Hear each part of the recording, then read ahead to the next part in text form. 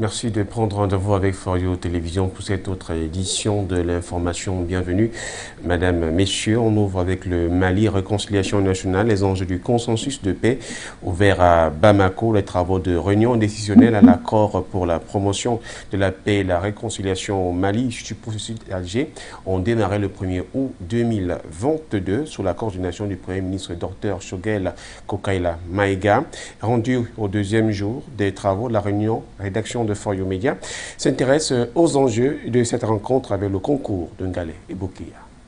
Une réunion de niveau décisionnel rassemblant les signataires de l'accord de paix et la réconciliation nationale au Mali a débuté le lundi 1er août à Bamako sous la présidence du Premier ministre Choguel Kokaila Maïga.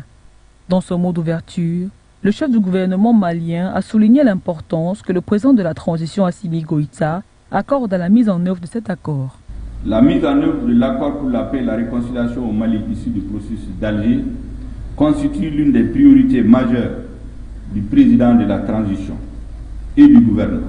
Pour le ministre de la Réconciliation nationale, de la paix et de la cohésion nationale, cette réunion marque un pas décisif dans le processus de mise en œuvre de cet accord, signé en 2015 à Alger par le gouvernement malien et plusieurs mouvements armés du nord du pays. Que de chemin parcouru, parsemé de compromis, de succès, de sacrifices, souvent de recul et parfois de rebondissements.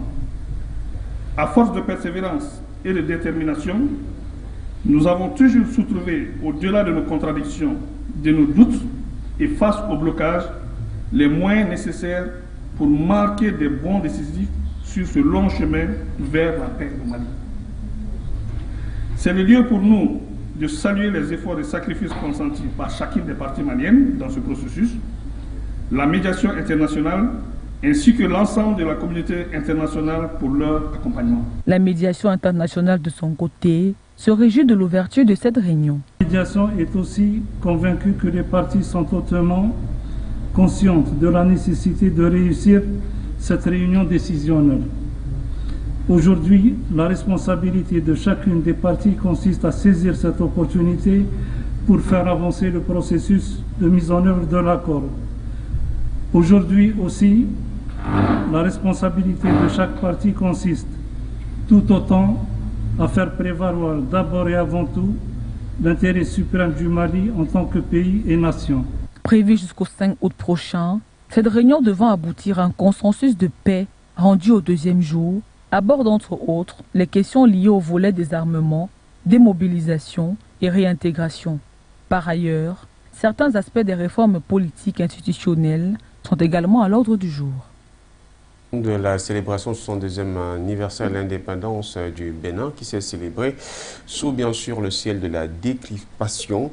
Le Bénin célèbre le 1er août dont le 70e anniversaire de l'indépendance de son pays après 2 années marquées par le Covid-19. La parade militaire effectuait son retour dans la cérémonie et aux côtés du président Patrice Talon était bien sûr accompagné président des invités de marque, notamment ses prédécesseurs et ses invités et ses adversaires politiques. Yahi Boni, Nicéphore Soglo, ce qui traduit certainement une volonté de décrisper la scène politique. Quoi qu'a pas dit. C'est sous le signe de la décrispation et de la fraternité que s'est célébré le 62e anniversaire de l'indépendance du Bénin ce lundi 1er août 2022.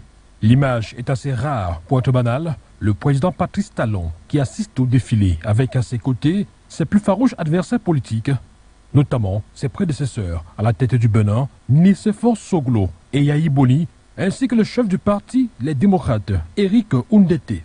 Ils ont tous accepté, le temps de cette célébration nationale, de taire leurs divergences d'opinion et d'accepter l'invitation du président Yahi Boni.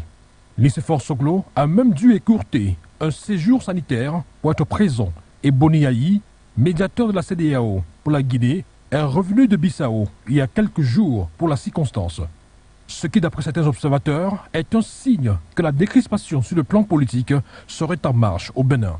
Nicéphore Soglo révèle par ailleurs que Patrice Talon aurait promis en guise de preuve de cette fameuse décrispation la libération de tous ceux qui sont en prison et tous ceux qui sont en exil. Une promesse qui fait déjà suite à la libération la semaine dernière, soit à quelques heures de cette fête nationale, de 30 figures de l'opposition arrêtées lors des élections de 2021. Visiblement pas suffisant pour la classe politique et la société civile qui déplorent le maintien dans les prisons du pays de certains opposants et d'autres qui sont encore en exil à l'extérieur du pays et qui ont dû vivre la fête depuis leur téléviseur. Quant à la fête proprement dite, elle est riche en sons et en couleurs, avec notamment un impressionnant tableau artistique salué par le président Talon et ses convives, mais aussi le défilé militaire, qui sera marqué par 2 temps forts, à savoir la parade militaire et paramilitaire pédestre, qui était de retour après une suspension durant 2 années en raison de la pandémie du Covid-19, et le défilé motorisé consacré à l'exhibition d'un échantillon de matériel et équipement des forces armées béninoises. Parlons de la force onusienne en Afrique. Se dirige-t-on vers un divorce inéluctable?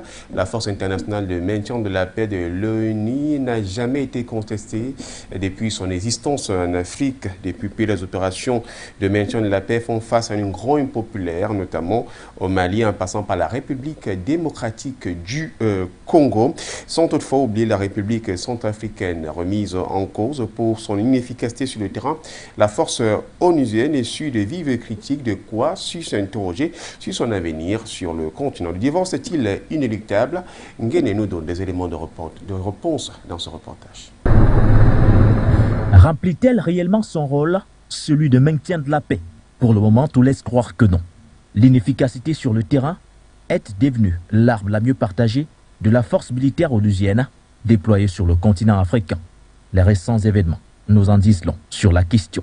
Tout d'abord au Mali, avec la suspension des rotations des contingents militaires et policiers de la MINUSMA, une décision rendue publique le 14 juillet 2022, suivie de l'expulsion d'Olivier Salgado, représentant la force onusienne au Mali. Autant de décisions compréhensibles. À tout point de vue, que ce soit la MONUSCO, la MINUSMA, tout ce qui est MINUS, comme on a coutume de le dire, à travers les plateaux de télévision et de radio, il faut se rendre compte que le bilan est totalement négatif. Négatif à tout point de vue, du point de vue politique, à ramener les acteurs politiques du pays dans lequel ils interviennent.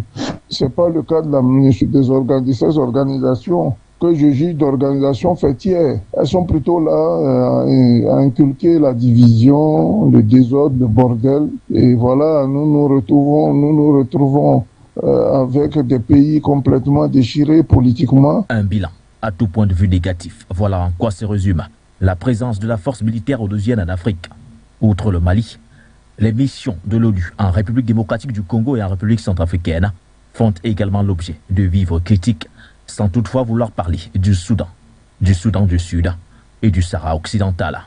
Loin d'être un véritable atout, la force onusienne est plutôt un outil de déstabilisation spécialisé dans le pillage des ressources naturelles au profit de ceux qui tirent les ficelles. Allons du côté de la MONUSCO au Congo. Allez voir, c'est un chaos total. C'est un échec cuisant.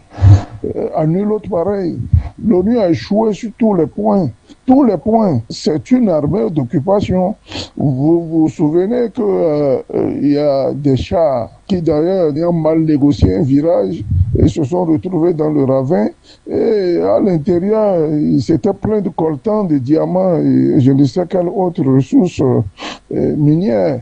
Donc, vous voyez, c'est une force d'occupation qui est sur le terrain et qui vise, n'est-ce pas, à faire un peu de business de l'autre côté et à des fins que nous ne maîtrisons du tout pas. Hein, et pour des gens tapis dans l'ombre qui, de loin, actionnent, n'est-ce pas, les ficelles. Un déploiement inefficace entraîne donc automatiquement des résultats peu probants. L'on comprend donc mieux le regain de violence sur le terrain. Se dirige-t-on vers un divorce inéluctable? C'est aux dirigeants africains de prendre leurs responsabilités face à ce constat amer. Parlons de l'exploitation céréalière en Ukraine, un soulagement pour l'Afrique. L'exploitation des céréales ont repris en Ukraine. Le premier navire ayant à bord 26 000 tonnes a quitté le port d'Odessa le lundi 1er août pour Tripoli à destination d'Istanbul. Ceci résulte de l'accord signé entre l'Ukraine, les Nations Unies et la Turquie le 22 juillet 2022. Emamoto pour le compte rendu. 2 semaines après la tripartite entre l'Ukraine, les Nations Unies et la Turquie, la rencontre ayant abouti à la signature d'un accord sur l'exportation des céréales. Le premier navire, ayant à son bord 26 000 tonnes de maïs, a quitté le port d'Odessa pour Tripoli à destination d'Istanbul. Ceci est une preuve que cet accord a été respecté. Le chef de la diplomatie ukrainienne, Dmytro Kuleba, affirme que 16 autres bateaux chargés de céréales attendent leur tour pour quitter le port d'Odessa. Après le départ de ce premier navire, le secrétaire général de l'ONU, Antonio Guterres, exprime que la reprise des exportations ukrainiennes apportera la stabilité et l'aide indispensables à la sécurité alimentaire mondiale. De nombreux pays d'Afrique sont dépendants des greniers russes et ukrainiens. Ce dont nous avons été témoins aujourd'hui à Odessa est une étape très importante qui doit apporter la stabilité et l'aide indispensable des volumes importants à partir des 3 principaux ports ukrainiens. L'accord sur l'exportation sans entrave des excédents de la production alimentaire et des engrais russes vers les marchés mondiaux, les familles ont besoin que ces accords fonctionnent pour survivre. La Somalie est l'un des premiers pays à s'être porté acquéreur des premiers arrivages de céréales ukrainiens. Habituellement, elle représente 92% des exportations. Les pays du Maghreb et l'Égypte sont également soulagés par la reprise des transports venus de la mer Noire. Les contours de la visite de James Swan. Nous sommes en Somalie pour le compte des Nations Unies. Nouvelle tentative de la visite de James Swan en Somalie. James Swan, le représentant spécial des Nations Unies, et sa délégation sont rendus le 31 juillet dans l'état du sud-ouest de la Somalie, en proie à des violences répétées. La transition sécuritaire, la liberté de la presse et l'insécurité alimentaire sont les sujets qui ont meublé la conférence de presse de cette rencontre. Kwetu pour plus de détails. 3e visite en un mois de James Swan dans l'un des États fédéraux de Somalie. Le représentant spécial des Nations Unies et sa délégation s'est rendu le dimanche 31 juillet à Baïdowan, dans l'un des États du Sud-Ouest, où ils ont rencontré Abdi Aziz Hassan Mohamed, le président de cet État fédéral. Faire progresser la transition sécuritaire en Somalie afin de contrer les menaces terroristes était l'un des enjeux majeurs de cette rencontre. Au cours d'une conférence de presse, James Swan a évoqué l'importance d'une collaboration entre le gouvernement fédéral et les États membres de la Confédération pour faire avancer les priorités nationales du pays. Le sud-ouest de la Somalie est une zone hautement sensible, en proie à des attaques répétées de groupes rebelles armés, comme les activistes d'Al-Shabaab ou encore le groupe Abakol.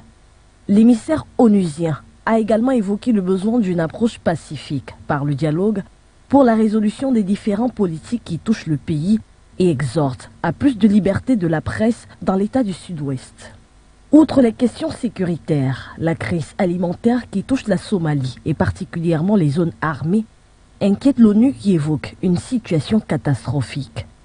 Selon les Nations Unies, depuis 2020, 7,1 millions de Somaliens, soit la moitié de la population, se trouvent dans une situation d'insécurité alimentaire. Les 3 visites du représentant onusien n'entrevoient pas réellement une voie de sortie de crise dans ce pays de la Corne de l'Afrique en quête de stabilité politique depuis 30 ans.